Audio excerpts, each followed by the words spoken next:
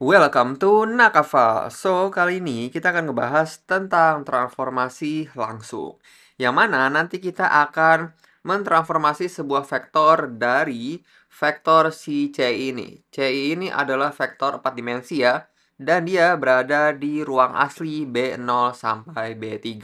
Dan kalian juga bisa lihat di sini ada vektor CI itu adalah C0 sampai si C3 ya. Dan kalian juga udah lihat di sini ada dua soal nih. Yang pertama, kita harus membuat matriks transformasi C untuk transformasi langsung dari ruang asli ke ruang yang ditransformasi. Dan lalu yang kedua, kita harus menggunakan si matriks C ini untuk mentransformasi si vektor F ya. 4, 1, 3, 2. Gimana cara ngerjainnya? Langsung aja coba kita bahas nih ya. Yang pertama, lihat di bagian sini. Kita harus membuat matriks transformasi C, ya kan? Bagaimana caranya kita membuat si matriks transformasi C ini? Caranya itu simpel banget sebenarnya. Di sini aku kerjain untuk yang nomor 1 dulu ya. Caranya gampang banget, yaitu sebenarnya tinggal C sama dengan si vektor dari yang C0 sampai ke C3 nih. Tinggal kita substitusi aja. C0 sampai si C3 ini ke matriks si C ini. Tapi ada step sebelum kita substitusi vektor C0 sampai C3, kita harus normalisasi dulu si vektor-vektor ini sebelum kita substitusi ke matriks C ini. Jadi di sini coba aku tulis. Step yang pertama itu kita harus normalisasi dulu. Kenapa sih kok kita harus normalisasi dulu? Kenapa nggak langsung aja kita substitusi? Dua-duanya benar sebenarnya. Kita bisa normalisasi dulu atau kita bisa langsung substitusi si vektor C0 sampai C3. Tapi kenapa aku milih normalisasi dulu? Karena ini untuk memudahkan perhitungan kita. Kalau misalkan kita nggak normalisasi dulu di awal, maka di akhir nanti saat kita mengerjakan yang bagian 2 ini, kita harus menormalisasi untuk kita mentransformasi si vektor F-nya ya. Dari itu perhitungannya akan ribet. Aku nggak pengen ribet-ribet, pengen yang simpel aja. Makanya di sini kita normalisasi dulu nih. Nanti kamu akan lihat bagaimana bentuk kalau misalkan si vektor-vektor ini kita normalisasi dulu nih. Nanti perhitungannya juga bakal lebih simpel. Dan di sini maksud dari normalisasi itu apa? Maksud dari normalisasi ini adalah untuk si vektor C0 sampai C3 ini kita harus memiliki ortonormal system. Jadi, si vektor C0 sampai C3 harus dirubah menjadi ortonormal system. Buat kalian yang lupa tentang ortonormal system, aku udah bahas ya di video sebelumnya. Aku udah ngebahas tentang si ortonormal system itu apa. Tapi untuk review sedikit, untuk di video kali ini, aku akan menjelaskan dulu sedikit tentang orthonormal system ya. Jadi orthonormal system itu adalah si vektor itu harus ada di ortogonal system dan dia harus normanya atau panjang vektornya itu adalah sama dengan 1. Untuk lebih lengkap lagi, soalnya aku nggak pengen video ini panjang, cuman pengen ngebahas tentang orthonormal system, kamu tonton aja di video sebelumnya ya. Ada aku udah ngebahas tentang ortogonal dan orthonormal system. Dan di sini coba lanjut ke menormalisasi si vektor-vektor ini ya.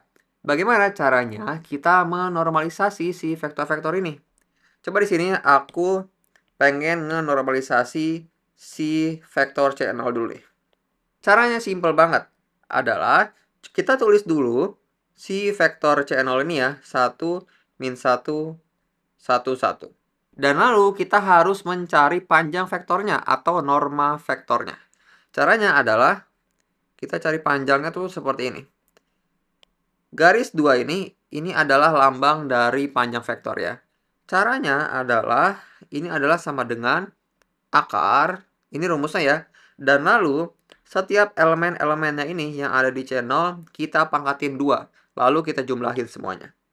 Maka di sini menjadi 1 pangkat 2, ditambah min 1 pangkat 2, tambah 1 pangkat 2, ditambah 1 pangkat 2. Dan ini akan sama dengan akar 4 ya, yang mana akar 4 itu adalah 2. Kita udah dapatkan panjang vektor dari C0-nya. Maka di sini, si vektor aslinya ya, si C0 ini harus kita kalikan dengan 1/2. Maka di sini, vektor si C0 ini adalah sudah berada di autonomous system. Coba deh kalian setengahnya ini kalikan ke dalam. Dan lalu kalian cari panjang vektornya. Pasti dia akan sama dengan 1. Dan ini kita sudah mendapatkan vektor channel yang kita normalisasi. Bagaimana step selanjutnya? Tinggal kita cari yang C1 sampai C3. Kita normalisasi juga. Di sini aku akan hapus ya. Untuk yang norma C0. Di sini caranya sama. Coba kalian kerjakan dulu, nanti di akhir kalian cocokin ya sama jawaban aku. Tapi kamu juga bisa sih tinggal ikutin aku aja di sini. Tapi aku ingin men-challenge kalian juga supaya kalian lebih mengerti nih cara menormalisasi si vektor ini. Dan selanjutnya ada si vektor C1 ya. Di sini sama dengan C1 itu kan vektornya adalah 0, 0, 1, min 1. Dan di sini harus kita kalikan dengan 1 per panjang si C1 yaitu adalah akar 2. Dan selanjutnya, vektor C2. Vektor C2 itu kan adalah 1, 1, 0, 0 ya. Dan panjang vektornya itu adalah akar 2 juga.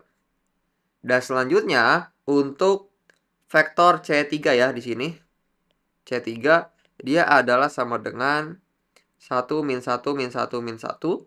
Dan harus kita kalikan dengan 1 per 2. 2 itu adalah panjang dari vektor C3 ini. Dan kita sudah mendapatkan ya, semua vektor C0 sampai C3 ini kita sudah normalisasi. Selanjutnya, tinggal kita buat aja si matriks transformasi C-nya. Tadi kan rumusnya adalah C sama dengan, tinggal kita substitusi aja ya, si vektor C0 itu sampai si C3 seperti ini. Maka di sini kita bisa mendapatkan matriks transformasi C-nya, yaitu sama dengan C0 itu adalah setengah kita kalikan semua ke elemen-elemennya ya. Maka di sini menjadi setengah, min setengah, setengah, dan setengah. Selanjutnya sama. C1 juga di sini 0, 0, 1 per akar 2, min 1 akar 2. Ya kan? Dan selanjutnya untuk C2, di sini 1 per akar 2, 1 per akar 2, 0, 0. Dan yang terakhir untuk C3 adalah setengah, min setengah, min setengah, min setengah. Jadi ini kita sudah mendapatkan matriks transformasi C-nya. Kita sudah menjawab untuk yang nomor 1. Dan selanjutnya kita tinggal kerjain nomor terakhir nih. Kita harus mentransformasi si vektor F ini ya, 4, 1, 3, 2 dengan bantuan si matriks transformasi C ini. Di sini coba aku gerakin ke bawah biar kita dapat space-nya ya untuk mengerjakan yang nomor 2. Di sini bagaimana caranya kita mentransformasi si vektor F ini. Caranya adalah karena kita pengen mentransformasi si vektor F ini ya, maka kita nanti akan mendapatkan sebuah vektor baru. Dan lalu caranya adalah kita harus si transpos dari matriks transformasi C ini kita kalikan dengan si vektor F ini. Pertanyaannya, kenapa sih kok harus kita transpos dulu, ya kan? Si matriks transformasi C ini. Tujuan dari mentranspos si matriks C ini adalah untuk menentukan koordinat si vektor F ini dalam basis baru. Dengan kata lain, si transpos ini adalah cara matematis untuk mengarahkan si matriksnya agar menghitung proyeksi ya. Jadi bukan sekedar kombinasi linear. Kalau misalkan kita cuma pakai matriks C biasa tanpa kita transpos ini hanya akan sekedar perkalian kombinasi linear antara si matriks C dan vektor F. Makanya di sini kita harus mentranspos si C-nya agar mendapatkan vektor yang baru yaitu si vektor F ini. Jadi itu ya alasan kenapa kita harus mentranspos si matriks C-nya. Dan lalu tinggal kita kerjain aja si perkalian transpos C dan vektor F. Di sini tinggal kita substitusi. Kita transpos si matriks C-nya. Kalau kita transpos si matriks C ini, maka di sini akan menjadi setengah 0, 1 per akar 2 setengah. Ya kan? Dan yang kanan adalah min setengah, 0, 1 per akar 2 min setengah. Dan selanjutnya adalah setengah, 1 per akar 2, 0 min setengah. Dan yang terakhir adalah setengah, min 1 per akar 2, 0 min setengah. Dan lalu tinggal kita kalikan dengan si vektor F, yaitu 4, 1, 3, 2. Dan tinggal kita kalikan aja nih di bagian sini. Coba kalian kalikan ya. Nanti kalian coba bandingin sama jawaban aku. Di sini akan menjadi 4, 2 per akar 2, 5 per akar 2, min 1. Coba bandingin sama jawaban kalian. Sama nggak? Kalau sama, keren banget nih. Berarti kalian benar perhitungannya. Dan ini adalah sama dengan si vektor yang baru, yaitu si vektor F besar ini ya. Dan jadi gitu. Caranya kita mentransformasi si vektor F dengan bantuan si matriks transformasi C ini.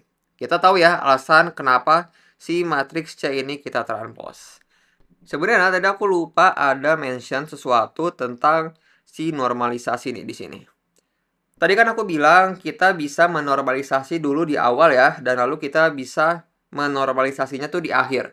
Dan keduanya itu akan benar nih. Walaupun nanti bentuk matriksnya pasti beda ya, tapi itu dua-duanya benar. Dan bagaimana analoginya nih? Bayangkan kalau misalkan kamu itu mengukur tinggi badan seseorang nih, dalam satuan meter dan sentimeter. 1,65 meter kan sama dengan 165 cm ya. Kan beda tuh. Yang satu 6,5 tapi yang satu 165.